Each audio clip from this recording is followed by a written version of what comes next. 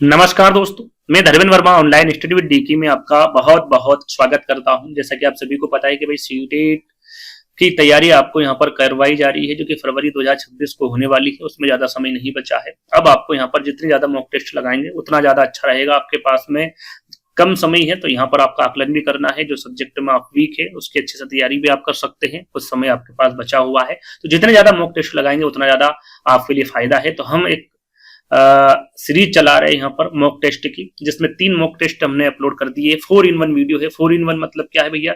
इसमें गणित पेडागोजी के आपको 15 प्रश्न मिलेंगे, पर्यावरण पेडागोजी के 15 मिलेंगे, हिंदी पेडागोजी के 15 मिलेंगे और बाल विकास के 15 प्रश्न मिलेंगे। टोटल 60 प्रश्न आपको इस वीडियो के माध्यम से मिलेंगे। आपका आकलन कर सकते हैं।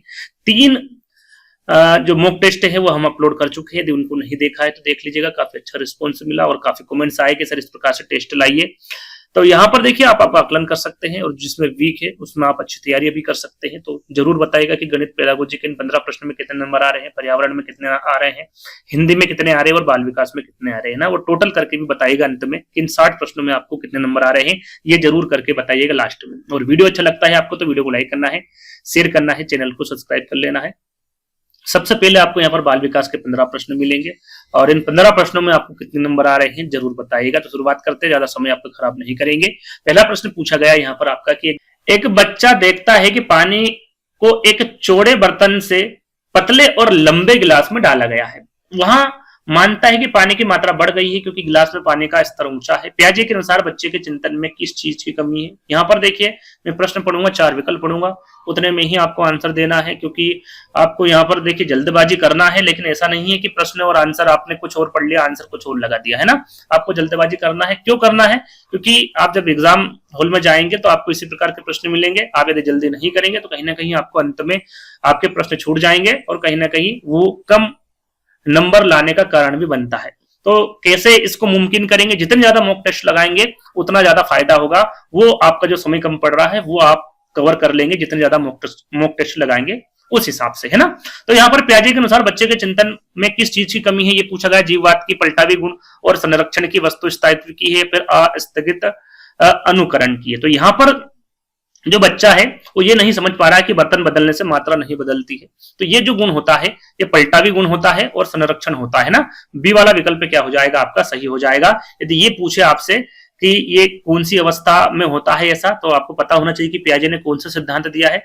संज्ञानात्मक विकास का सिद्धांत दिया है। और अवस्था के बारे में यदि पूछा जाता तो आपको पता होना चाहिए ये पूर्व सक्रियात्मक अवस्था होगी और कितने से कितने वर्ष तक की होगी? 2 से 7 वर्ष तक की होगी। चलिए, ज्यादा यहाँ पर मैं नहीं समझाऊंगा, है ना, क्योंकि इस पर हमने प्रॉपरली वीडियो अलग अलग बनाए हुए हैं। यदि आपको समझना है तो वहां पर जाकर आराम से आप इतना समझ सकते हैं। यहाँ पर आपको टेस्ट देना है, टेस्ट के हिसाब से ही जो थोड़ा बहुत समझाना लायक होगा वो समझा दूंगा।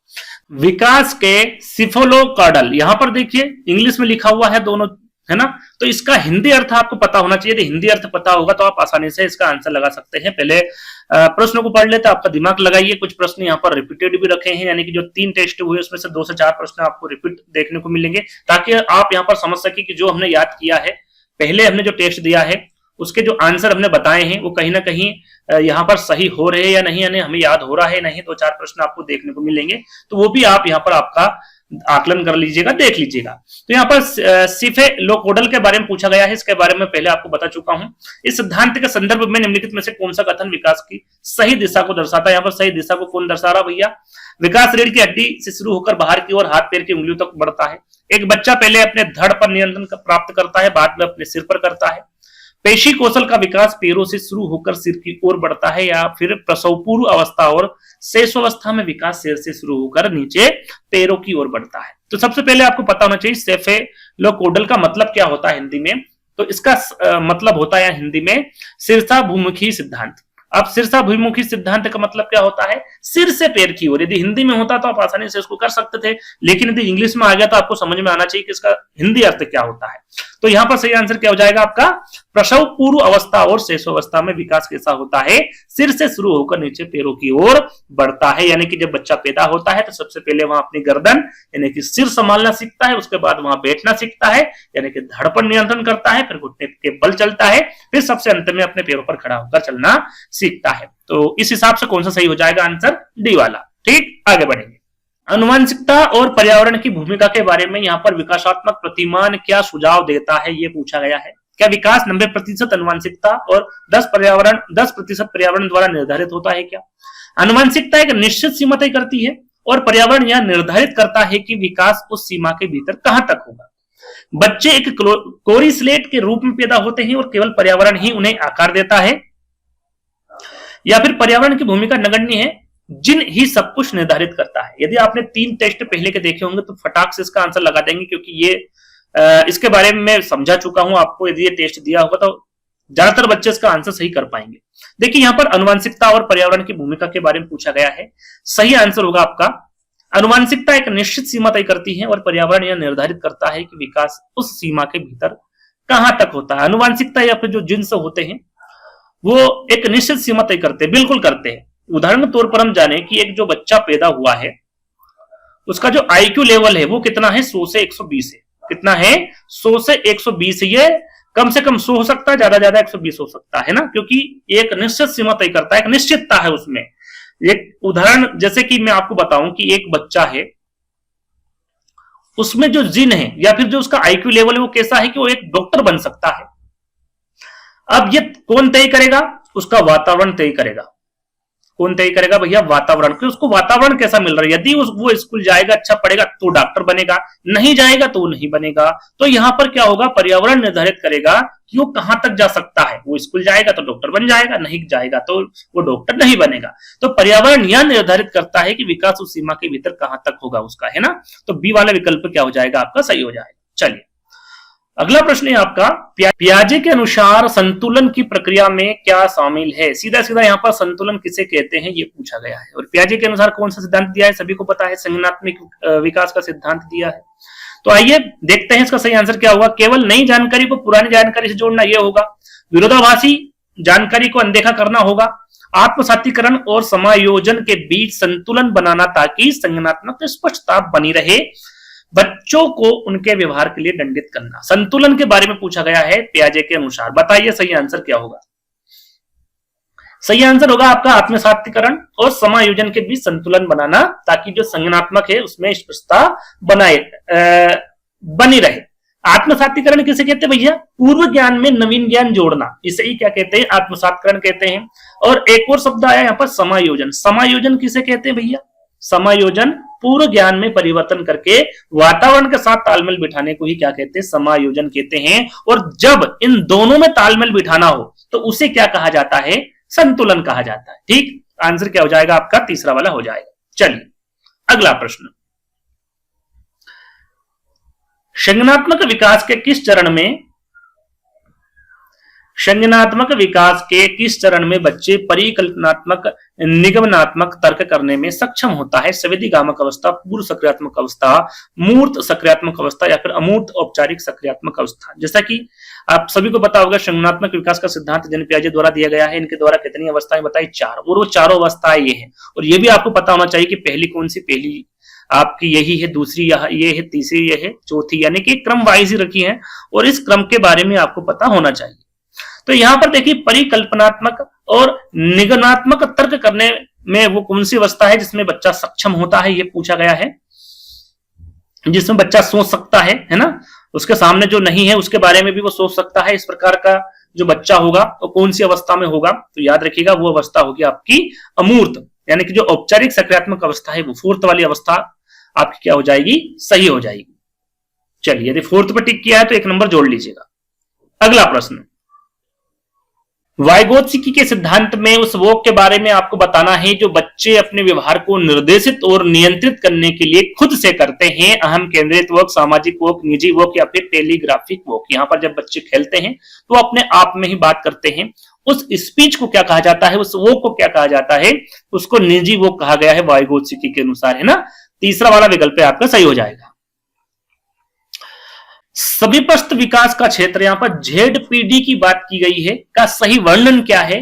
तो ZPD किसके द्वारा दिया गया है आपको पता होना चाहिए।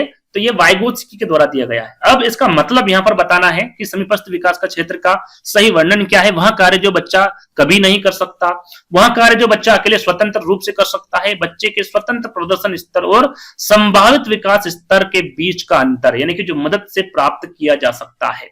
तो यहां पर देखिए ZPD का सही वर्णन पूछा गया है, तो सही आंसर क्या हो जाएगा आपका, बच्चे के स्वतंत्र प्रदर्शन स्तर और संभावित विकास स्तर जो मदद से प्राप्त किया जा सकता है, जिसे क्या कहा जाता है, इसके फोल्डिंग, है ना, यानी कि सहारा देना के बीच का अंतर क्या कहलाता है, ZPD कहलाता है। तो तीसरा वाला विकल्प क्या हो जाएगा आपका, सही हो जाएगा। अगला प्रश्न है आपका, वाइगोत्स्की के अनुसार संज्ञानात्मक विकास का मूल कारण पूछा गया है, अनुवांशिक प्रवृत्तियां हैं, उद्दीपन अनुक्रिया, युग्मन है, सामाजिक अंतःक्रिया या फिर स्कीमा का परिपक्व होना है। क्या है सही आंसर?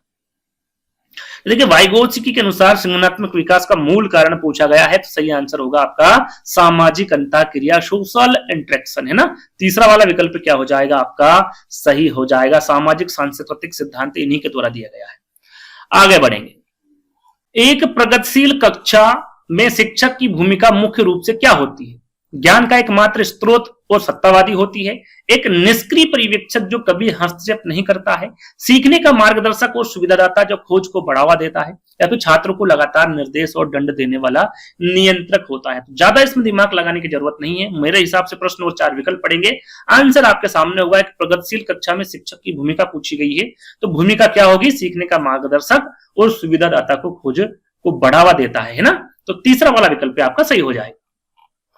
अगला प्रश्न है कि राष्ट्रीय पाठचर्या की रूपरेखा NCF 2005 के अनुसार यहां पर पूछा गया है कि त्रुटियां सीखने की प्रक्रिया का एक महत्वपूर्ण हिस्सा है। क्यों है भैया त्रुटियां?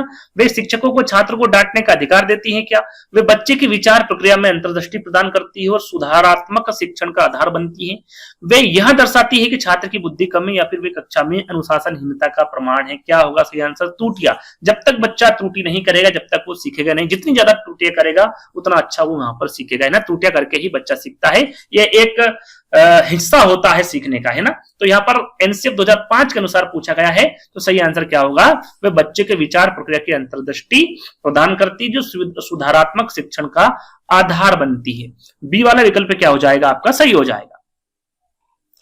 अगला प्रश्न, हावर्ड गार्डनर के बहुबुद्धि सिद्धांत के अनुसार एक व्यक्ति जो दूसरों की भावनाओं, स्वभावों और इरादों को समझने में माहिर है, जैसे कि एक मनोवैज्ञानिक या परामर्शदाता, उसमें किस प्रकार की बुद्धि उच्च है? यहां पर मैंने जैसा कि आपको पहले बताया था, जो 3 टेस्ट दिए हैं हावर्ड गार्डनर के अनुसार, कि इनके द्वारा 8 प्रकार की बुद्धि बताई, कौन कौन सी बताई, सारी चीजें मैं आपको बता चुका हूं। उसमें मैंने अंतराव्यक्तिक बुद्धि के बारे में बताया था और अंतर्व्यक्तिक बुद्धि के बारे में बताया था, और उसी से संबंधित प्रश्न है कि भैया अंतराव्यक्तिक बुद्धि क्या होती है और अंतर्व्यक्तिक बुद्धि क्या होती है। तो यहां पर सही आंसर क्या होगा, जल्दी से फटाफट बताइए। पहले तो अंतराव्यक्तिक बुद्धि होगी, अंतर्व्यक्तिक होगी, स्थानिक होगी या फिर भाषाई बुद्धि होगी। क्या होगा सही आंसर? तो यहां पर मैंने आपको अंतर्व्यक्तिक बुद्धि के बारे में बताया था। इसमें क्या होता है, एक व्यक्ति जो दूसरों की भावनाओं को समझता है और जो अपने खुद की भावनाएं समझता है वो अंतर्व्यक्तिक होता है, और दूसरों की भावना समझता है उसे अंतर्व्यक्तिक बुद्धि कहते हैं। तो यहाँ पर अंतर्व्यक्तिक यानी कि यहाँ पर दूसरों की भावनाओं को समझने का प्रयास कर रहा, भावनाओं को, स्वभाव को, इरादों को समझने में वो माहिर है, तो वो एक अंतर्व्यक्तिक बुद्धि के अंतर्गत आएगा। बी वाला विकल्प क्या हो जाएगा आपका, सही हो जाएगा। चलिए आगे बढ़ेंगे। बुद्धिलब्धि IQ परीक्षणों की अक्सर किस आधार पर आलोचना की जाती है? इस पर मैंने इसके पहले जो वीडियो बनाया था उसमें काफी अच्छे से डिटेल में आपको समझाया। यदि उसको नहीं देखा है देख लीजिएगा, आपको सारी चीजें समझ में आ जाएगी। यहाँ पर मैं ज्यादा कुछ नहीं समझाऊंगा, इस वीडियो को जल्दी से समाप्त करने की कोशिश करूंगा क्योंकि मैं पहले बहुत बार इनको समझा चुका हूं। तो पहला विकल्प है कि वह सांस्कृतिक रूप से निष्पक्ष होते हैं क्या? वे बच्चों को लेवल करने और वर्गीकृत करने में मदद करते हैं। वह सांस्कृतिक पूर्वाग्रह से ग्रस्त होते हैं और विविध पृष्ठभूमियों के बच्चों की क्षमता को सही से नहीं माप पाते हैं, या फिर वे सृजनात्मकता को बहुत अधिक महत्व देते हैं। फिर भी एक छोटा सा उदाहरण मैं देना चाहूंगा आपको, जिससे कि आप काफी हद तक समझ पाएंगे। इसका आंसर जान लेते हैं। पहले आंसर होगा आपका कि वे सांस्कृतिक पूर्वाग्रह से ग्रस्त होते हैं और विविध पृष्ठभूमियों के बच्चों की क्षमता को सही से नहीं मापा जाता है। जो IQ परीक्षण होता था उसमें क्या होता था भैया, पहले कि वो जो परीक्षण लिया जाता था वो शहरी क्षेत्र यानी कि शहरी संस्कृति के हिसाब से लिया जाता था। तो जो गांव का बच्चा है या फिर जो आदिवासी क्षेत्र से आता है, या फिर हम यहाँ पर गांव ले लेते हैं और एक शहर ले लेते हैं, तो जो परीक्षण होता था वो शहरी संस्कृति के हिसाब से होता था। जैसे कि यदि गांव का बच्चा भले ही होशियार है, अच्छा पढ़ने में है, लेकिन उससे गोल्फ के बारे में पूछ लिया कि भाई गोल्फ के बारे में बताएं, तो शहर का जो बच्चा है वो गोल्फ के बारे में बता सकता है क्योंकि उसने खेला हुआ है, देखा हुआ है। लेकिन जो गांव का बच्चा भले ही होशियार है, लेकिन वो इसके बारे में कहीं ना कहीं नहीं बता पाएगा। वो कम अंक प्राप्त करने का यही एक कारण होता है, इसलिए ही इसकी यहाँ पर आलोचना की जाती है ना। तो ये क्या हो जाएगा सही आंसर आपका, वे सांस्कृतिक पूर्वाग्रह से ग्रस्त होते हैं और विविध पृष्ठभूमियों के बच्चों की क्षमता को सही से नहीं मापा जाता है, इसलिए जो गांव के बच्चे होते हैं उनको कहीं ना कहीं कम अंक प्राप्त होते हैं। तो तीसरा वाला विकल्प क्या हो जाएगा, सही हो जाएगा। चलिए अगला प्रश्न, कोहलबर्ग के अनुसार अच्छा लड़का अच्छी लड़की अभिविन्यास नैतिकता के किस स्तर की विशेषता है? अच्छा लड़का और अच्छी लड़की के बारे में पूछा गया है। पूर्व परंपरागत स्तर, परंपरागत स्तर, पश्चिम परंपरागत स्तर या फिर अमूर्त सक्रियात्मक स्तर, क्या होगा सही आंसर, फटाफट बताइए। तो इनके द्वारा कोहलबर्ग के अनुसार कौन सा सिद्धांत दिया, नैतिकता का सिद्धांत दिया है। और ये नैतिकता का जो दूसरा चरण होगा, दूसरा चरण कौन सा होगा इनका, परंपरागत स्तर है ना। इसी में अच्छा लड़का और अच्छी लड़की अभिविन्यास नैतिकता का स्तर बताया गया, यानी कि इसकी विशेषता बताई गई है दूसरे चरण में। तो बी वाला विकल्प क्या हो जाएगा आपका, सही आंसर हो जाएगा। चलिए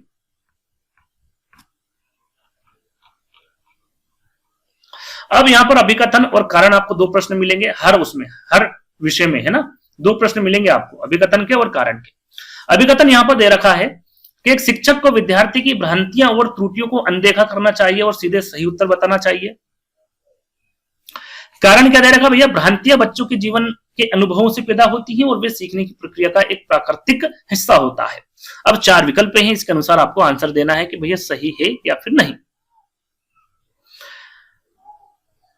तो यहां पर पहले अभिकथन को देख लेते हैं ना। अभिकथन क्या कह रहा भैया कि एक शिक्षक को विद्यार्थी की भ्रांतियां और त्रुटियों को अनदेखा करना चाहिए, ऐसा होता है क्या? नहीं, पहले जो उनकी भ्रांतियां हैं उसको दूर करना चाहिए, जो त्रुटियां हैं उसको दूर करने के बाद ही आगे बढ़ना चाहिए। तो आपको जो अभिकथन हो जाएगा वो तो क्या हो जाएगा, आपको गलत हो जाएगा।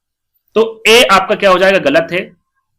कारण देख लेते हैं, इसका कारण क्या है, भ्रांतियां बच्चों के जीवन के अनुभवों से पैदा होती हैं और वे सीखने की प्रक्रिया का एक प्राकृतिक हिस्सा होता है। जैसे कि उदाहरण के तौर पर जब छोटा बच्चा होता है तो चांद को देखता है तो उसे ऐसा लगता है कि जब मैं चलता हूं तो चांद भी मेरे साथ साथ चल रहा है, तो वो क्या है, एक प्रकार की उसे भ्रांति है। तो शिक्षक को उसे दूर करना चाहिए क्योंकि ये क्या है, सीखने की प्रक्रिया का एक प्राकृतिक हिस्सा होता है। उसे बताना चाहिए उसके बारे में, उनके बारे में पूरी जानकारी एक शिक्षक को देनी चाहिए। तो कारण क्या हो जाएगा आपका, बिल्कुल सही हो जाएगा, यानी कि ए आपका गलत है और आर आपका सही है। यहां पर क्या आंसर हो जाएगा आपका, डी बिल्कुल क्लियर आंसर हो जाएगा। चलिए अगला प्रश्न पूछा गया है और ये भी अभिकथन है। जैसे कि मैंने आपको बताया कि हर विषय में दो आपके अभिकथन और कारण से प्रश्न रखे गए हैं। तो ये अंतिम प्रश्न है और बाल विकास का ये अंतिम प्रश्न है। इन 15 प्रश्नों में आपको कितने नंबर आ रहे हैं कमेंट्स के माध्यम से जरूर बताइएगा। अभिकथन दे रखा है कि समावेशी शिक्षा केवल विशेष आवश्यकता वाले बच्चों के लिए फायदेमंद है, जैसे कि दिव्यांग बच्चों के लिए। तो क्या यह अभिकथन सही है क्या? पहले कारण देख लेते हैं। कारण क्या है, शिक्षा का अधिकार अधिनियम RT 2009 सभी बच्चों के लिए मुफ्त और अनिवार्य शिक्षा की गारंटी देता है। तो क्या अभिकथन और कारण दोनों एक दूसरे से रिलेटेड हो रहे हैं क्या, क्या सही है क्या? तो आप यहाँ पर देखेंगे कि जो आपकी समावेशी शिक्षा होती है वो केवल विशेष आवश्यकता वाले बच्चों के लिए फायदेमंद नहीं होती है, वो सभी के लिए फायदेमंद होती है ना।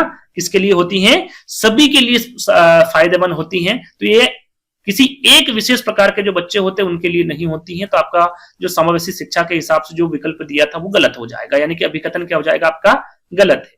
कारण देख लेते हैं। शिक्षा का अधिकार अधिनियम सभी बच्चों के लिए मुफ्त और अनिवार्य शिक्षा की गारंटी देता है, बिल्कुल देता है, RT 2009। तो आपका कारण क्या हो जाएगा, सही हो जाएगा। यहां पर भी आंसर क्या हो जाएगा भैया कि ए तो आपका गलत हो जाएगा और आर आपका सही हो जाएगा। तो क्या हो जाएगा, यहां पर भी डी वाला विकल्प आपका सही होगा। तो इन 15 प्रश्नों में आपको कितने नंबर आ रहे हैं ये आप कमेंट्स के माध्यम से बताइएगा। अब यहां पर हम पर्यावरण पेडागोजी के टोटल 15 प्रश्नों की बात करेंगे और इसमें अभिकथन और कारण के 2 प्रश्न आपको देखने को मिलेंगे। तो शुरुआत करते हैं। पहला प्रश्न पूछा गया है पर्यावरण पेडागोजी का। राष्ट्रीय पाठचर्या की रूपरेखा NCF 2005 के अनुसार यहां पर पूछा गया है कि निम्नलिखित में से क्या प्राथमिक स्तर पर पर्यावरण अध्ययन शिक्षण का उद्देश्य कौन सा नहीं है। देखिए प्राथमिक स्तर पर पूछा गया है पर्यावरण अध्ययन का जो शिक्षण का उद्देश्य कौन सा नहीं है, नेगेटिव प्रश्न पूछा गया है, इस पर विशेष ध्यान दीजिएगा। पहला विकल्प है कि बच्चों की जिज्ञासा और सृजनात्मकता को बढ़ावा देना है। अवलोकन, वर्गीकरण और निष्कर्ष निकालने जैसी प्रक्रियाओं के माध्यम से कौशल प्राप्त करना है। प्राकृतिक, सामाजिक और सांस्कृतिक पर्यावरण के बीच संबंधों को पता लगाने और समझने के लिए बच्चों को प्रशिक्षित करना है, या फिर बच्चों की सटीक परिभाषा और तकनीकी शब्दावली को याद करने के लिए प्रोत्साहित करना है। देखिए, प्राथमिक स्तर 1 से 5 तक के बच्चे की यहाँ पर बात की जा रही है, तो क्या वो सटीक परिभाषा और तकनीकी शब्दावली को याद करने के लिए प्रोत्साहित करेगा? एनसीएफ नहीं करेगा। और यही क्या हो जाएगा, आपका सही आंसर हो जाएगा। बच्चा जो एनसीएफ 2005 है वो रटन विद्या और परिभाषाओं का विरोध करती है यहाँ पर, है ना। तो फोर्थ वाला विकल्प क्या हो जाएगा, आपका सही हो जाएगा। पर्यावरण अध्ययन की प्रकृति निम्नलिखित का समर्थन नहीं करती। भैया किसका समर्थन नहीं करती है, यह पूछा गया है। बच्चे कम गलतियां करें, बच्चों को केवल सीखने का अवसर मिले, बच्चे बहुत से प्रश्न पूछे, या फिर बच्चों को खोज करने के लिए पर्याप्त स्थान मिले। तो किसका समर्थन नहीं करती पर्यावरण अध्ययन की प्रकृति? कि बच्चे कम गलतियां करें। बच्चे जितनी ज्यादा गलतियां करेंगे उतना अच्छा सीखेंगे, उतना ज्यादा सीखेंगे ना। तो उनको गलतियां से ही वो सीखते हैं, हिस्सा होता है सीखने का गलतियां। तो इसका समर्थन नहीं करती है पर्यावरण अध्ययन की प्रकृति। तो पहला वाला विकल्प क्या हो जाएगा, आपका सही हो जाएगा। चलिए अगला प्रश्न। यहां पर देखिए अभिकथन दिया हुआ है, जैसे कि मैंने आपको बताया 2 अभिकथन आपको यहां पर मिलेंगे। तो पहला अभिकथन है आपका कि पर्यावरण अध्ययन में कहानियों और वृत्तांतों का उपयोग शिक्षण अधिगम को प्रभावी बनाता है क्या? क्या आपका अभिकथन सही है क्या? फिर देखेंगे कारण। कहानियां बच्चों को उनके परिवेश से जोड़ती है और वे पात्रों के साथ आसानी से सहानुभूति स्थापित कर सकते हैं। तो क्या पहला मतलब अभिकथन और कारण दोनों सही है क्या? फटाफट आंसर बताइए, पढ़कर अच्छे से इत्मीनान से इसको पढ़िएगा, तब जाके आपको समझ में आएगा, है ना। तो यहां पर हम देखेंगे, अभिकथन पढ़ लेते हैं कि पर्यावरण अध्ययन में कहानी और वृत्तांत का उपयोग शिक्षण अधिगम को प्रभावी बनाता है। बिल्कुल बनाता है। तो आपका जो अभिकथन हो जाएगा वो क्या हो जाएगा, बिल्कुल सही हो जाएगा। कारण देखेंगे, क्या ये कारण मेल खाता है क्या इसका? कहानी बच्चों को उनके परिवेश से जोड़ती, बिल्कुल जोड़ती, और वे पात्रों के साथ आसानी से सहानुभूति स्थापित करते हैं। तो आपका कारण भी क्या हो जाएगा, यहाँ पर सही हो जाएगा। तो इसका हिसाब से कौन सा सही हो जाएगा, आपका ए और आर दोनों सही, और आर ए की सही व्याख्या करता है। तो पहला वाला विकल्प क्या हो जाएगा, आपका सही हो जाएगा। चलिए आगे बढ़ेंगे। अगला प्रश्न, कक्षा 5 की शिक्षिका एक एल्यूमिनियम फाइल देती है और पानी में डाल देती है और दिखाती है कि वहां तैरता है। फिर वहां फाइल को मरोड़कर जोर से दबाती है, यानी कि निचोड़ती है, और फिर पानी में डालती है तथा दिखाती है कि वहां डूबता है।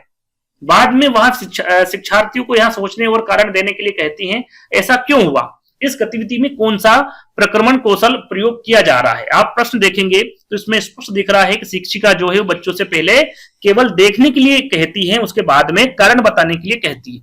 तो ये किसके अंतर्गत आएगा भैया? वर्गीकरण के, अवलोकन के, मापन के, या फिर परिकल्पना के? तो ये जो होगा जो प्रयोग, ये अवलोकन के अंतर्गत आएगा, यानी कि जो सेकंड वाला विकल्प हो जाएगा वो क्या हो जाएगा आपका, यानी कि ऑब्जर्वेशन करने के बारे में बात की जा रही है यहाँ पर। तो बी वाला विकल्प यानी कि दूसरा वाला विकल्प आपका सही हो जाएगा। उपाख्यात्मक अभिलेख में क्या नहीं होना चाहिए? यहाँ पर देखिए नेगेटिव प्रश्न पूछा गया है और कूट में पूछा गया है, इस पर विशेष ध्यान दीजिएगा। मुख्य रूप से समस्याओं की पहचान करना, निर्णय वाले कथनों को लिखना, मजबूतियों और कमजोरियों की पहचान करना, बच्चे की रुचियों और संबंधों आदि की पहचान करना। कूट में आपको आंसर बताना है कि क्या सही होगा। तो यहां पर देखिए नेगेटिव प्रश्न पूछा गया है और उपाख्यात्मक अभिलेख के बारे में पूछा गया है। तो एक प्रकार का यह रिकॉर्ड होता है, तो उसमें समग्र व्यवहार का वर्णन होना चाहिए, ना कि समस्याओं का और निर्णय लेने का। तो पहला वाला और दूसरा वाला दोनों ही क्या नहीं होना चाहिए आपके उपाख्यात्मक अभिलेख में, समग्र व्यवहार का वर्णन होना चाहिए उसमें। तो पहला आपका यहाँ पर सही हो जाएगा, यानी कि ए और बी, है ना। तो पहला वाला विकल्प क्या हो जाएगा, यहाँ पर सही हो जाएगा। चलिए आगे बढ़ेंगे। ईवीएस की एक एकीकृत प्रकृति मदद करती है। ईवीएस की जो एक एकीकृत प्रकृति है वो किसमें मदद करती है? पाठ्यचर्या के भार को कम करने और बच्चों को सार्थकता पूर्वक सीखने में मदद करती है। शिक्षार्थी केंद्रित उपागम का पालन करने और अधिक संख्या में अवधारणाओं को पेश करने में, दी गई जानकारी और विवरणों को सीखने में, या फिर पाठ्यचर्या के भार को कम करने और विशिष्ट प्रकरणों को पेश करने में। सही आंसर क्या होगा छठवें का? जल्दी से फटाफट बताइए। सही आंसर हो जाएगा आपका ईवीएस की एक एकीकृत प्रकृति मदद करती है पाठ्यचर्या के भार को कम करने और बच्चों को सार्थकता पूर्वक सीखने में, है ना। तो पहला वाला विकल्प आपका सही हो जाएगा। अगला प्रश्न है और ये दूसरा अभिकथन है यहाँ पर कि ईवीएस की कक्षा में शिक्षक को समूह कार्य को बढ़ावा देना चाहिए। क्या अभिकथन सही है क्या? पहले कारण पढ़ लेते हैं, फिर दोनों के बारे में एक एक करके बात करेंगे। वाइगोत्स्की के अनुसार बच्चे सहपाठी के साथ सामाजिक अंतःक्रिया से सबसे अच्छा सीखते हैं। का कारण और अभिकथन दोनों सही है क्या? पहला देख लेते हैं कि ईवीएस की कक्षा में शिक्षक को समूह कार्य को बढ़ावा देना चाहिए। बिल्कुल समूह कार्य को, यानी कि ग्रुप वर्क होना बहुत जरूरी है। उससे क्या है, बच्चा जल्दी सीखता है। और ये कौन कहता है, वाइगोत्स्की कहता है। क्या कारण कहते हैं भैया, क्यों कहते हैं कि वाइगोत्स्की के अनुसार बच्चे सहपाठियों के साथ सामाजिक अंतःक्रिया यानी कि सोशल इंटरेक्शन में सबसे अच्छा सीखता है ना, एक दूसरे से। तो अभिकथन यहां पर सही हो जाएगा, कारण आपका सही हो जाएगा। यानी कि जो आर जो है वो ए की सही यहां पर व्याख्या भी कर रहा है। तो ए और आर दोनों सही है और आर जो है वो ए की सही व्याख्या करता है। तो पहला वाला विकल्प आपका सही हो जाएगा। अगला प्रश्न, निम्नलिखित में से कौन सा पर्यावरण अध्ययन आकलन के लिए संकेतक नहीं होना चाहिए। देखिए नेगेटिव प्रश्न पूछा गया है, असेसमेंट के बारे में पूछा गया है कि इसमें कौन सा संकेतक नहीं होना चाहिए। याद करना, प्रश्न पूछना, न्याय और समानता के प्रति सरोकार या फिर सहभागिता। सबसे पहले बात करें, यहाँ पर आंसर आपको देना है ना। सबसे पहले आकलन की हम बात करें, किस पर आधारित होना चाहिए, तो आपको पता होना चाहिए समझ पर आधारित होना चाहिए, अनुप्रयोग के आधार पर होना चाहिए, सहयोग और सरोकार पर आधारित होना चाहिए आकलन, ना कि याद करने पर। तो यहाँ पर संकेतक कौन सा नहीं होना चाहिए, तो याद करना नहीं होना चाहिए। पहला वाला विकल्प क्या हो जाएगा आपका, सही हो जाएगा। मानचित्र पढ़ने के लिए आवश्यक कौशल में शामिल है, क्या है भैया, आवश्यक कौशल में शामिल उत्कृष्ट ड्राइविंग और पेंटिंग कौशल है। ग्लोब पर स्थित दर्शाने के लिए स्केच और गणनाओं का उपयोग है। अभी व्यक्तात्मक योग्यताओं को बाहर निकालने के लिए विलक्षण संप्रेषण कौशल है, या फिर स्थान, दूरी और दिशाओं की सापेक्ष स्थिति को समझने की योग्यता है। प्रश्न और 4 विकल्प पढ़ेंगे तो आसानी से आप इसका आंसर ढूंढ पाएंगे। मानचित्र पढ़ने के लिए आवश्यक कौशल के बारे में पूछा गया है, तो स्थान, दूरी और दिशाओं की सापेक्ष स्थितियों को समझने की योग्यता आपके पास होनी चाहिए। तो 4th वाला विकल्प आपका सही होगा। ईवीएस पाठ्य पुस्तक में सपेरों पर एक अध्याय, जैसा कि आप सभी को पता होगा, इसका उद्देश्य बच्चों को जागरूक करना और संवेदनशील बनाना है। क्यों है, क्योंकि यहाँ एक अवैध कार्य है कि सपेरे सांपों को नुकसान नहीं पहुंचाते हैं और उन्हें अपने आजीविका से वंचित करने से पहले उनको विकल्पों को प्रदान करने की आवश्यकता है, कि पशुपालन आजीविका का अच्छा स्रोत है, कि सपेरे पर दिखाई नहीं देते हैं। तो पाठ्य पुस्तक में यदि सपेरा अपना अध्याय पढ़ा होगा तो सबसे पहले कौन पालते हैं भैया, इनको तो कालबेलिया पालते हैं। क्यों पालते हैं, अपने आजीविका की पूर्ति करने के लिए।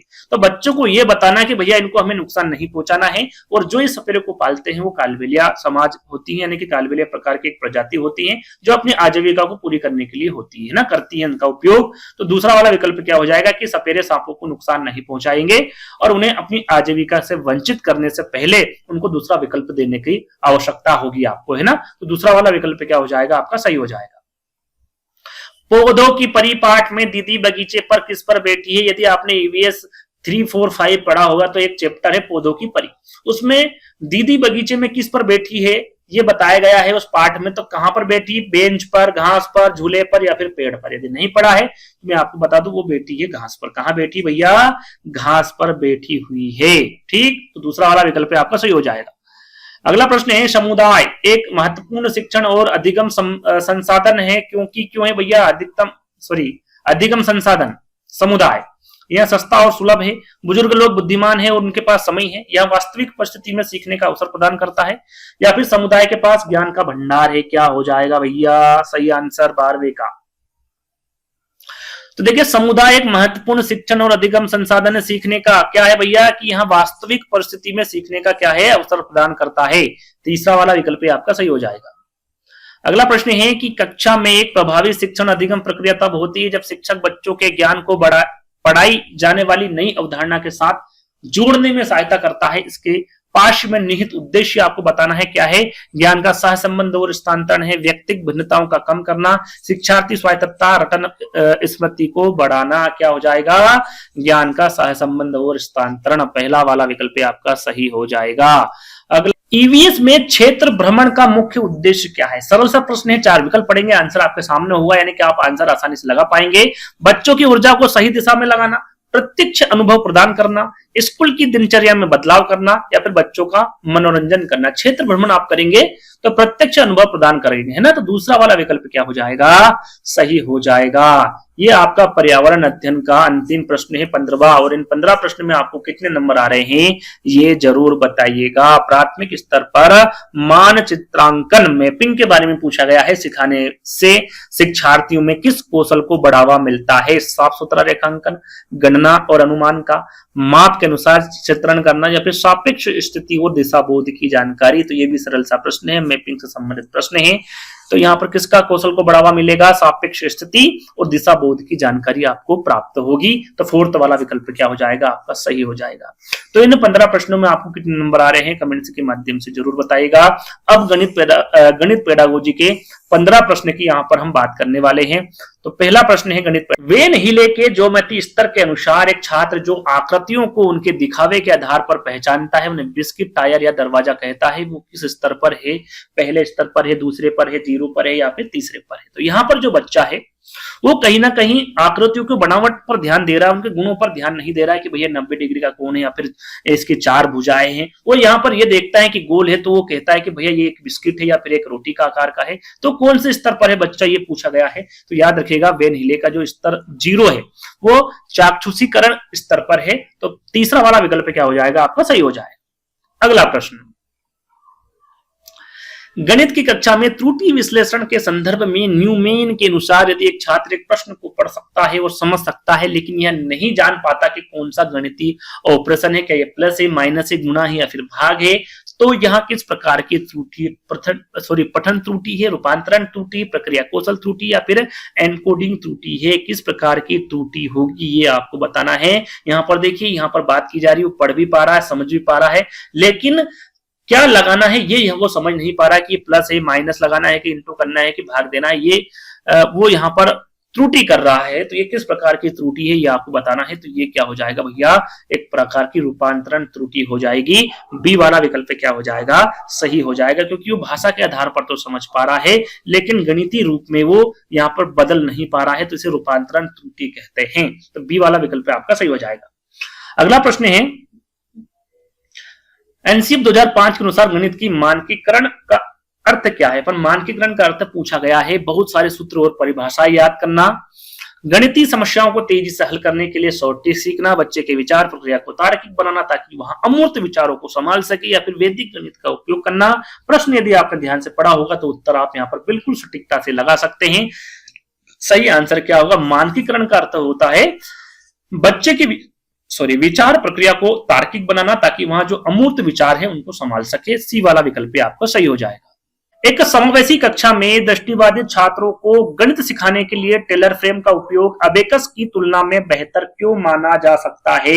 यहां पर देखिए, टेलर फ्रेम और अबेकस की बात की जा रही है और दोनों ही जो उपकरण हैं ये गणित सिखाने के लिए दृष्टिबाधित छात्रों के लिए उपयोगी होते हैं, लेकिन अबेकस की तुलना में टेलर फ्रेम का उपयोग क्यों किया जाता है? टेलर फ्रेम सस्ता होता है, इसलिए टेलर फ्रेम में गणना के चरणों को रिकॉर्ड किया जा सकता है, जबकि अबेकस में पिछले चरण मिट जाते हैं। अबेकस का उपयोग केवल प्राथमिक कक्षा में होता है, या फिर टेलर फ्रेम डिजिटल होता है। तो आपने देखा होगा अबेकस को, अबेकस में मोतियां लगे होते हैं और जैसे ही थोड़ा बहुत हिलते हैं तो जो पिछला चरण होता है वो मिट जाता है, इसलिए इसका उपयोग कम किया जाता है। टेलर फ्रेम में गणना के चरणों का रिकॉर्ड किया जा सकता है, इसलिए इसका उपयोग ज्यादातर किया जाता है। तो बी वाला विकल्प क्या हो जाएगा? आपका सही हो जाएगा। यहां पर देखिए, अभिकथन दे रखा है आपका कि भिन्नों का योग सिखाते समय शिक्षक को सीधे लघुत्तम समावर्तक विधि बताने के बजाय पेपर फोल्डिंग या चित्र का उपयोग करना चाहिए। क्या अभिकथन सही है क्या?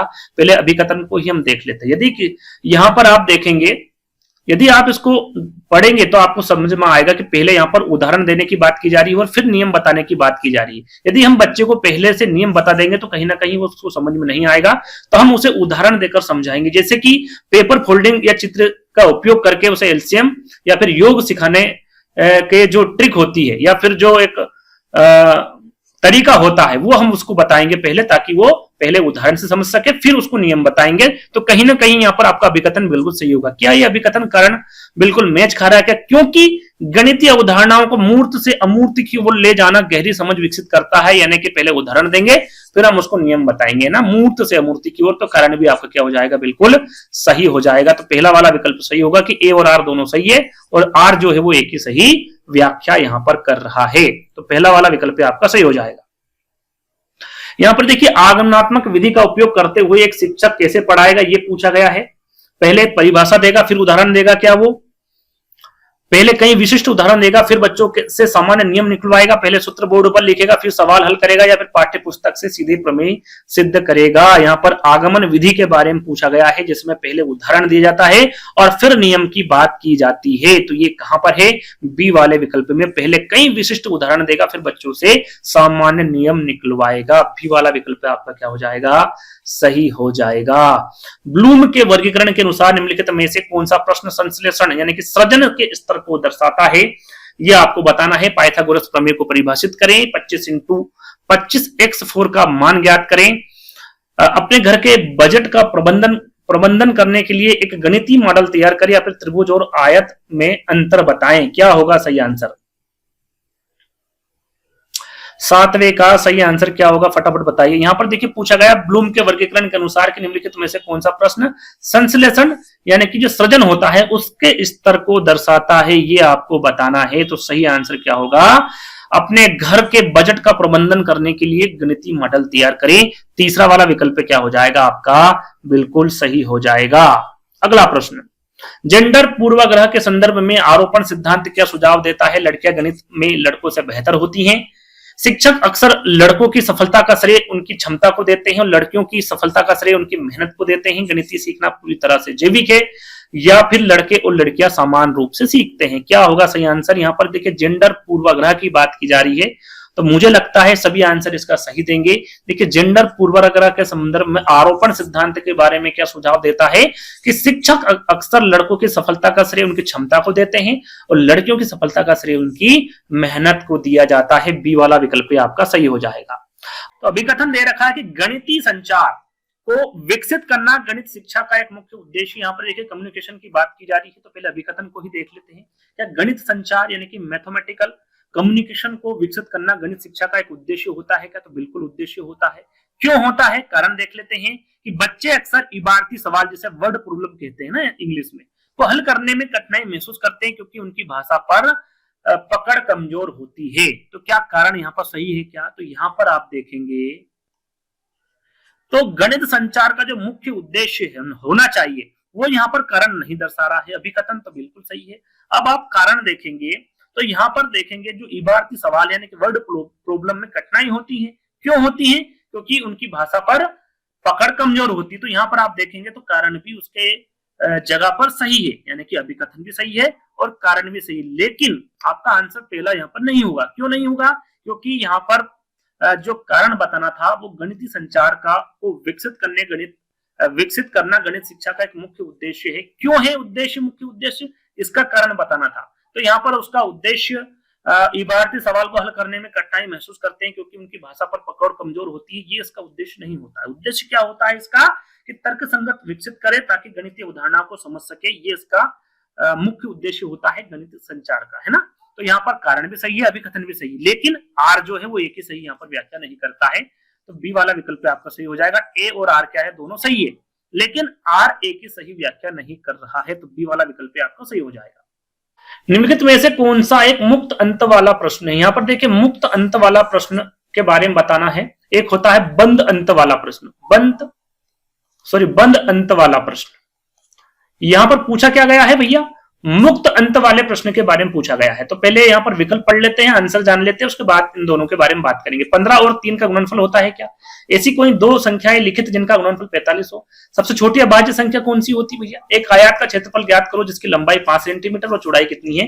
3 सेंटीमीटर। मुक्त अंत वाले प्रश्न के बारे में बताना है। मुक्त अंत वाले प्रश्न क्या होते हैं? जिसके आंसर 1 से अधिक हो, 1 से अधिक से क्या कहा जाता है?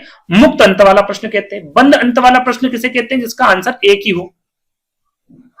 अब यहां पर आप देखेंगे 15 और 3 का गुणनफल, यदि 15 इंटू 3 करेंगे तो आंसर आपका 1 होगा। लेकिन ऐसी कोई दो संख्याएं लिखिए जिनका गुणनफल 45 हो, तो यहां पर आप देखेंगे 9 इंटू 5 करेंगे तो 45 हो जाएगा, 15 इंटू 3 करेंगे तो 45 आ जाएगा, 45 इंटू 1 करेंगे तो 45 आ जाएगा। तो यहां पर आप देखेंगे तो आंसर क्या हो जाएंगे? आपके 1 से अधिक हो जाएंगे और यही आपका क्या हो जाएगा? सही आंसर हो जाएगा। इसे ही मुक्त अंत वाला प्रश्न कहेंगे। 1 से अधिक जिसके उत्तर हो उसे ही क्या कहते हैं? मुक्त अंत वाला प्रश्न कहते हैं। बंद अंत वाला प्रश्न एक ही उत्तर हो, जैसे कि आपका पहला देखेंगे एक उत्तर आ जाएगा, तीसरे वाले में एक उत्तर होगा और फोर्थ वाले में भी एक ही उत्तर होगा। बी वाले में 1 से अधिक उत्तर दिख रहे हैं तो यही आंसर आपका होगा।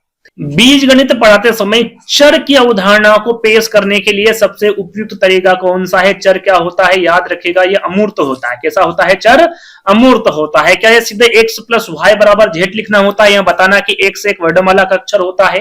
पैटर्न और अनुक्रम का उपयोग करना, जैसे कि माचिस की तीलियों से पैटर्न बनाना और परिभाषा रटाना। तो चर के बारे में पूछे तो याद रखिएगा पैटर्न और अनुक्रम का उपयोग करना, जैसे कि माचिस की तीलियों से पैटर्न बनाना। जैसे कि यदि आपको त्रिभुज बनाना है तो 3 तीलियों का उपयोग करेंगे। इस प्रकार से पैटर्न और अनुक्रम का उपयोग आप करेंगे। तीसरा वाला विकल्प क्या हो जाएगा आपका? सही हो जाएगा। एक छात्र लिखता है कि 10 सेंटीमीटर बड़ा है 1 मीटर से। इस त्रुटि का सबसे संभावित कारण क्या है? तो यहां पर वो ये नहीं लिखना चाह रहा है। लिखना क्या चाह रहा है कि भैया 10 जो बड़ा है वो 1 से बड़ा है। 1 से बड़ा क्या है? 10 है। लेकिन यहां पर सेंटीमीटर और मीटर में वो फर्क नहीं कर पा रहा है कि भैया जो 1 मीटर होता है वो 100 सेंटीमीटर के बराबर होता है। ये उसको यहां पर जानकारी नहीं है। उसे ये पता है कि जो ये 10 है वो 1 से बड़ा है। तो ये त्रुटि उससे हो रही है। अभी त्रुटि क्या है? छात्रों को संख्याएं 10 और 1 की तुलना करना नहीं आता है। छात्र इकाई में परिवर्तन और उनके संबंध को नहीं समझ पाता है। छात्र लापरवाह है या फिर छात्र की वो दृष्टि दोष है। तो क्या नहीं कर पा रहा भैया? वो छात्र इकाइयों के परिवर्तन और उनके संबंध को नहीं समझ पा रहा है। वो सारी चीजें एक ही देख रहा है कि भाई जो 10 है वो 1 से बड़ा है ना। इस प्रकार से वो यहां पर सोच कर लिख रहा है। तो यहां पर बी वाला विकल्प क्या हो जाएगा आपका? सही हो जाएगा। आगे बढ़ेंगे। जिन प्याजे के अनुसार जब बच्चा यहां समझ जाता है कि किसी वस्तु को का आकार को बदलने, जैसे मिट्टी के गोले को चपटा करने से उसका द्रव्यमान या मात्रा नहीं बदलती, तो इसे क्या कहते हैं? जैसे कि हमने पहले प्रश्न पढ़ा था, पहला या दूसरा प्रश्न, कि भाई गिलास में यदि पानी भरना है तो यदि चौड़े गिलास से वो यदि पतले गिलास में डाल देगा तो वहां पर लगेगा कि इसका जो पानी की मात्रा है वो बढ़ गई है। या फिर जैसे मिट्टी का गोला यदि गोल है तो उसको लगेगा कि इसको चपटा कर देंगे तो इसका आकार है वो ज्यादा हो जाएगा। वो यहां पर उसको नहीं लग रहा है, यानी कि द्रव्यमान मात्रा नहीं बदलती, ये उसको पता है।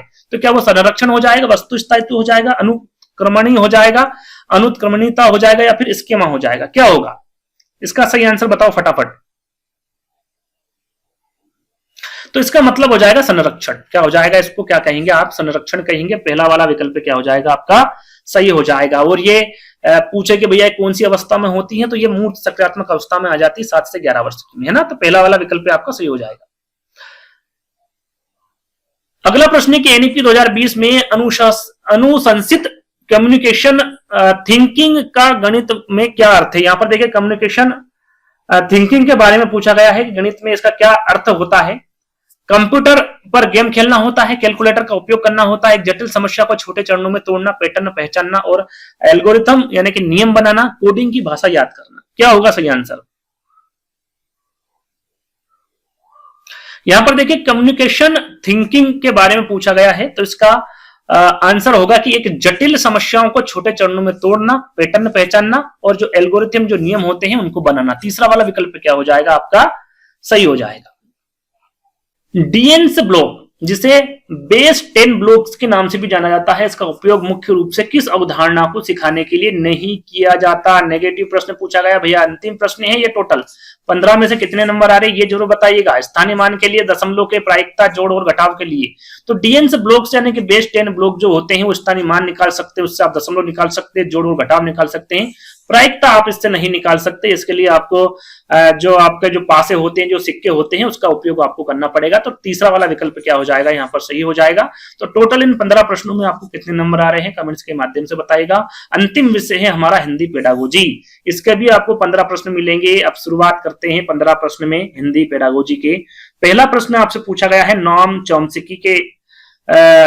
चॉम्स्की के जनरेटिव ग्रामर के सिद्धांत का कक्षा कक्षी निहितार्थ क्या है? यहाँ पर जो जनरेटिव ग्रामर है इसके बारे में पूछा गया है। सिद्धांत में कक्षा कक्षी का निहितार्थ क्या है? बच्चों को व्याकरण के नियम कंठस्थ कराने चाहिए ताकि वे त्रुटिहीन भाषा बोल सके। भाषा शिक्षण में ड्रिल और अभ्यास पर सर्वाधिक जोर दिया जाना चाहिए। बच्चों के विविध और समृद्ध भाषिक इनपुट प्रदान करना चाहिए ताकि वे स्वयं नियमों को निर्माण कर सके, या फिर शिक्षक को प्रत्येक त्रुटि को तुरंत सुधारना चाहिए ताकि गलत आदतें ना पड़े। तो सही आंसर क्या होगा आपका?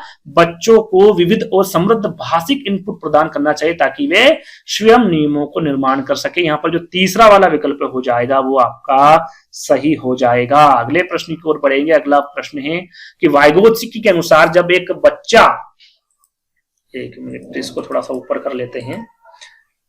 कि वाइगोत्स्की के अनुसार जब एक बच्चा किसी कठिन पहेली को हल करते समय स्वयं से बात करता है तो यह क्या दर्शाता है? वहां बच्चा आत्म केंद्रित है और दूसरों के दृष्टिकोण को नहीं समझ सकता, यह उसके संज्ञानात्मक विकास में बाधक है और उससे शांत रहने के लिए कहा जाना चाहिए। वह अपनी सोच को विनियमित करने के लिए निज वोक का प्रयोग कर रहा है या फिर बच्चे में संप्रेषण कौशल की कमी है और वहां सामाजिक अंतःक्रिया से बच रहा है। तो मैंने निज वोक के बारे में पहले आपको बताया था शुरू में ही। निज वोक जब बच्चा खेलता है वो अपने आप में बात करता है, वही बात यहां पर भी की जा रही है। यहां पर पहेली को हल करते समय बच्चा बात कर रहा है, खेलते समय यदि बच्चा बात कर रहा है तो निजी वोक कहलाएगा कि वहां अपनी सोच को विनियमित करने के लिए निज वोक का प्रयोग कर रहा है। तीसरा वाला विकल्प भी आपका सही हो जाएगा।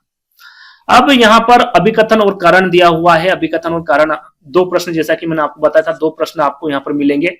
तो पहला प्रश्न है आपका अभिकथन से संबंधित कि भाषा शिक्षक को कक्षा में बच्चों की त्रुटियों के प्रति सहिष्णु रवैया अपनाना चाहिए और उन्हें सीखने का संकेत मानना चाहिए। तो क्या ये अभिकथन बिल्कुल सही है क्या? तो बिल्कुल सही। जैसे कि मैंने आपको बताया, जब तक बच्चा त्रुटि करेगा नहीं तो सीखेगा नहीं, है ना। तो यही सही कारण है कि बच्चे की त्रुटियों के प्रति सहिष्णु रवैया अपनाना चाहिए और उन्हें सीखने का संकेत मानना चाहिए। तो अभिकथन क्या हो जाएगा आपका? सही हो जाएगा। इसका कारण क्या सही है? क्योंकि त्रुटियां बच्चों की अंतर्भाषा का हिस्सा होता है जो यहां दर्शाता है कि वे भाषा के नियमों का सामान्यकरण कैसे कर रहे हैं। तो आपका कारण भी क्या हो जाएगा? बिल्कुल सही हो जाएगा। यहां पर ए और आर दोनों सही है तथा आर क्या किया जा रहा है? यहां पर आर की सही व्याख्या कर रहा है। तो पहला वाला विकल्प क्या हो जाएगा आपका? सही हो जाएगा। अगला प्रश्न है स्टीफन क्रेसन की इनपुट परिकल्पना के अनुसार भाषा अर्जन के लिए सबसे महत्वपूर्ण शर्त क्या है? भाषा अर्जन के लिए सबसे महत्वपूर्ण शर्त बताना है, लेकिन किसके अनुसार बताना है? स्टीफन क्रेसन की इनपुट परिकल्पना के अनुसार आपको बताना है कि शिक्षार्थी को व्याकरणिक नियमों की स्पष्ट व्याख्या प्रदान करना, शिक्षार्थी को ऐसा भाषिक निवेश देना जो उसके वर्तमान स्तर में थोड़ा ऊपर हो, शिक्षार्थी को उसकी मातृभाषा में अनुवाद करके पढ़ाना या फिर शिक्षार्थी को रटने के लिए कठिन शब्दावली की सूची देना। क्या होगा सही आंसर? बताओ फटाफट, जल्दी से इसका आंसर बताओ।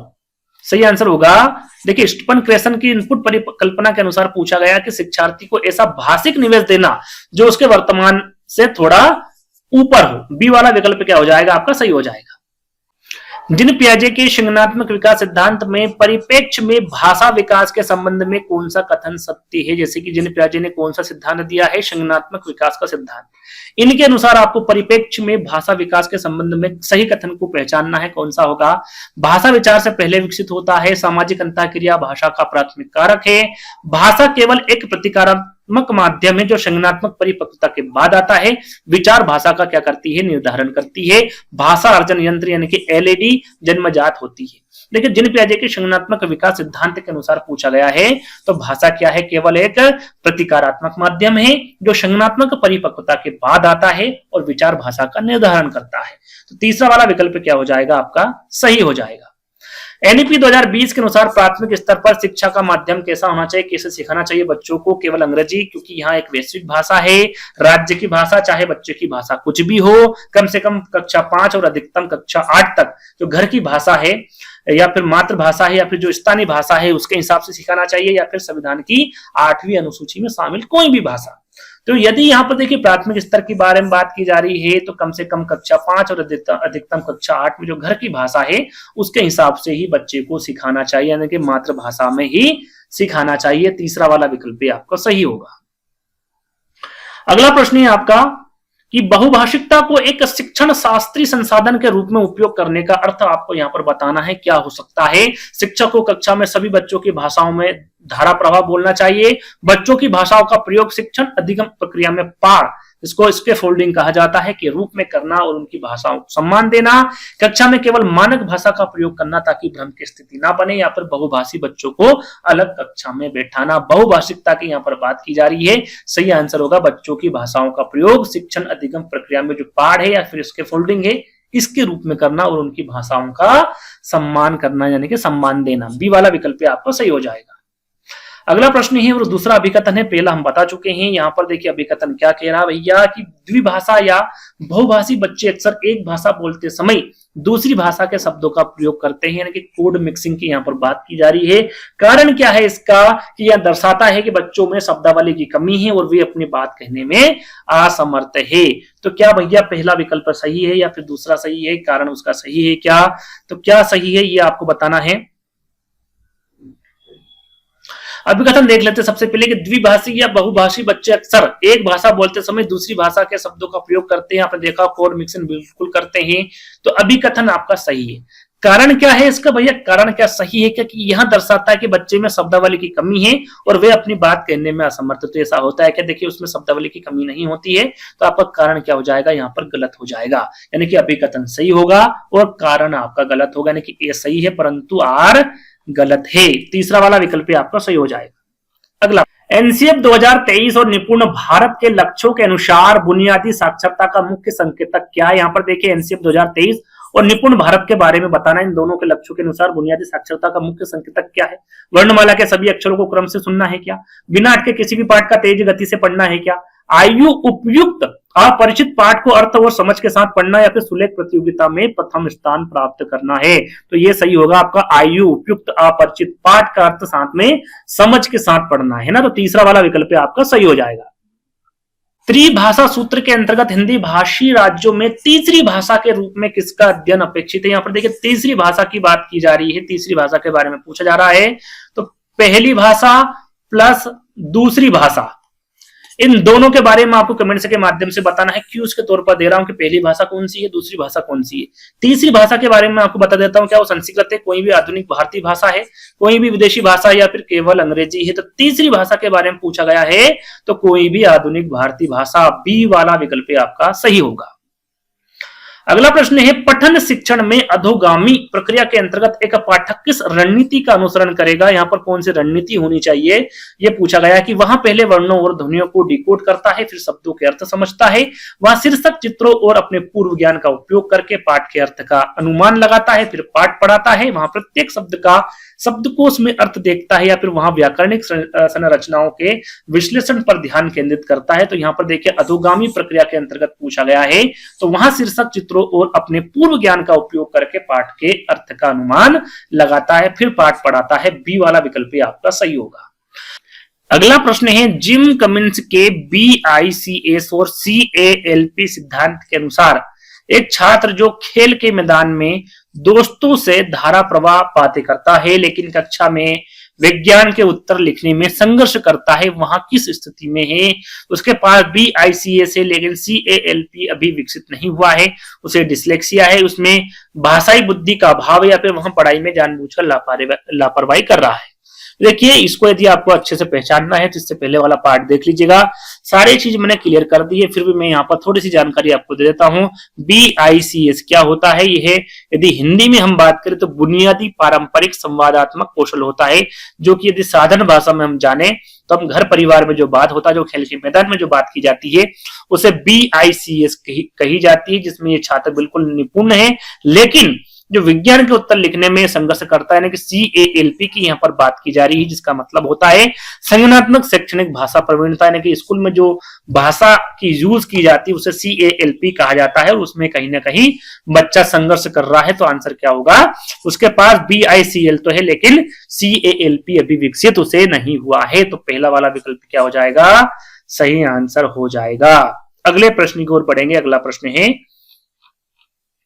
लेखन की प्रक्रिया के रूप में देखने का सही क्रम क्या है। यदि आप लिख रहे हैं तो उसका सही क्रम क्या है ये आपको बताना है। ये इस प्रकार से यहाँ पर लगा हुआ, मैं लगा देता हूं पहले, है ना, ऐसे पहले क्या होता है, उसके बाद क्या होता है, उसके बाद क्या होता है, ये यहाँ पर सीधे सीधे पूछा गया है और इसके बारे में भी आपको बता चुका हूं। क्या होता है, पहले मानस मंथन होता है। लेखन की प्रक्रिया के रूप में देखने का सही क्रम पूछा गया तो पहले मानस मंथन होता है, फिर रूपरेखा बनाना होता है, फिर मसौदा लेखन करना होता है, फिर पूर्व अवलोकन करना होता है, फिर संपादन और फिर अंतिम रूप देना होता है उसे, और यही लेखन की प्रक्रिया होती है। तो तीसरा वाला विकल्प आपका यहाँ पर सही होगा। अगला प्रश्न है स्कैमिंग और स्कैनिंग पठन की रणनीतियां हैं। यदि एक छात्र ट्रेन की समय सारणी में अपनी ट्रेन का समय ढूंढ रहा है तो वहां किसका प्रयोग कर रहा है, इसके बारे में भी मैं शायद पहले आपको बता चुका हूं, स्किमिंग और स्कैनिंग के बारे में, है ना। क्या वो स्किमिंग विहंगावलोकन है, स्कैनिंग बारीकी से अवलोकन है, गहन पठन है या फिर विस्तृत पठन है। 4 विकल्प पढ़ेंगे तो वैसे भी आपको आंसर मिल जाएगा। फिर भी मैं आपको समझा देता हूं कि भैया स्किमिंग क्या होता है। जैसे कि आप यदि अखबार पढ़ रहे हैं तो उसका पाठ का सार आप देखेंगे, यदि किसी चीज को पढ़ रहे हैं आप तो जो हेडिंग होता है उसको पढ़ेंगे, यदि आपको पसंद आए तो फिर उसके अंदर घुसेंगे, उसके अंदर की जानकारी पढ़ेंगे। तो जो पाठ का सार होता है उसे क्या कहते हैं, स्किमिंग कहते हैं। स्किमिंग किसे कहते हैं भैया, यदि आपको कहीं जाना है और आपने समय सारणी देखी तो आप उसमें सिर्फ आपका ट्रेन का समय ढूंढने के, बाकी चीजों से कोई मतलब आपको नहीं होगा, और उसे ही क्या कहा जाता है, स्कैनिंग कहा जाता है। तो यहां पर सही आंसर क्या होगा, स्कैनिंग का मतलब क्या होता है, बारीकी से अवकलन। तो बी वाला विकल्प आपका सही होगा।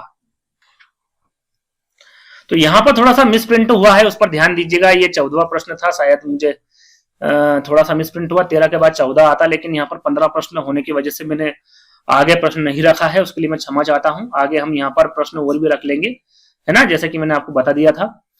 तो आई होप आपको ये वीडियो पसंद आया होगा। 14 प्रश्न में आपको बताना है कितने नंबर आ रहे हैं। जैसा कि मैंने आपको बताया था, टोटल आपको 60 प्रश्न मिलने वाला, तो एक प्रश्न कम कर लीजिएगा, 59 प्रश्न आपको मिल रहे हैं। तो इसमें आपको कितने नंबर आए कमेंट्स के माध्यम से बताइएगा। वीडियो अच्छा लगे तो वीडियो को लाइक करना है, शेयर करना है, चैनल को सब्सक्राइब कर लेना है। तो जल्द ही दोस्तों की नई वीडियो के साथ मिलेंगे, जब तक के लिए धन्यवाद।